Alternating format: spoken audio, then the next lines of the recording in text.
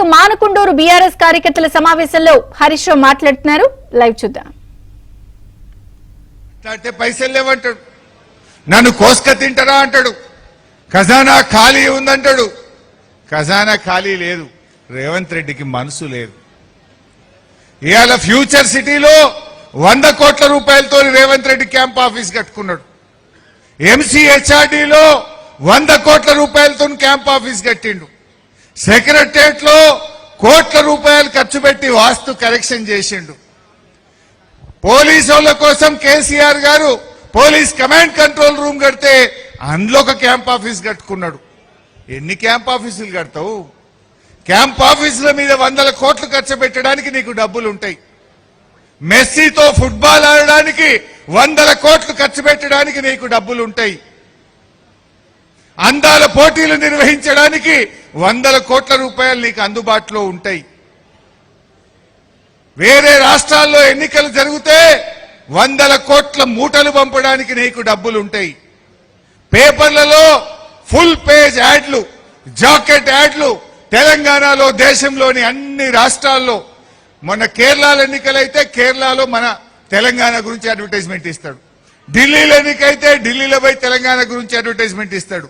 మహారాష్ట్రలో ఎన్నికలు వస్తే మన తెలంగాణ గురించి పోయి మహారాష్ట్రలో అడ్వర్టైజ్మెంట్లు ఇస్తాడు.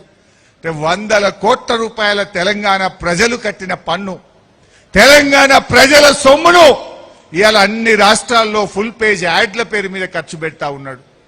పేపర్ యాడ్లకు ఉంటాయి, పక్క రాష్ట్రాల్లో ఎన్నికలకు డబ్బు మూటాలు పంచడానికి ఉంటాయి, రాహుల్ గాంధీకి నెల నెల పన్నులు కట్టడానికి డబ్బులుంటాయి, నీ ఫుట్బాల్ షోకులకు డబ్బులుంటాయి, అందాల పోటీలకు డబ్బులుంటాయి, క్యాంప్ ఆఫీసులు కట్టుకోవడానికి డబ్బులుంటాయి, 1,00,000 కోట్లతో ఫ్యూచర్ సిటీ కట్టడానికి డబ్బులుంటాయి, 1,50,000 కోట్లతో మూసి సుందరీకరణ చేయడానికి డబ్బులుంటాయి. మా పేద కూలీలకు సంవత్సరానికి 12,000 ఇవ్వడానికి డబ్బులుండయా? రైతు బంధు వేయడానికి డబ్బులుండయా? రైతు బీమా వేయడానికి డబ్బులుండవా? రైతులకు బోనస్ ఇవ్వడానికి డబ్బులుండయా?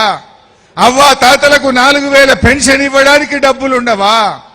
నెల నెల 100 రోజుల్లో ఇస్తానన్న మహాలక్ష్మి కింద అక్కా చెల్లెలకు 2,500 ఇవ్వడానికి డబ్బులుండవా?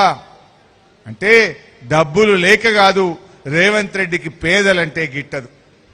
ఎందుకంటే అవ్వ తాతకు 4,000 ఇస్తే కమిషన్ రాదు కదా, అక్క చెల్లెళ్లకు నెలకు 2,500 ఇస్తే రేవంత్ రెడ్డి యనుమల బ్రదర్స్ కు కమిషన్ రాదు కదా. అందుకే ఎక్కడ కమిషన్ వస్తే అక్కడనే పైసలు ఖర్చు పెడుతున్నాడు రేవంత్ రెడ్డి. 1,00,000 కోట్ల మూసి సుందరీకరణకు డబ్బులు పెడుతున్నావు అంటే నీ కమిషన్ల కోసం, నీ రియల్ ఎస్టేట్ వ్యాపారం కోసం పెడుతున్నావు. ఫ్యూచర్ సిటీ మీద ఖర్చు పెడుతున్నావంటే నీ రియల్ ఎస్టేట్ వ్యాపారం కోసం, నీ కమిషన్ల కోసం ఖర్చు పెడుతున్నావు. ఇది ఈ రాష్ట్రంలో జరుగుతున్నటువంటిది. నేను పోయినసారి మానకొండూరుకు వచ్చిన ఒక ఏడాది కింద అనుకుంటా, అక్కడ కొత్తపల్లి కారణంగా మీటింగ్ అయింది.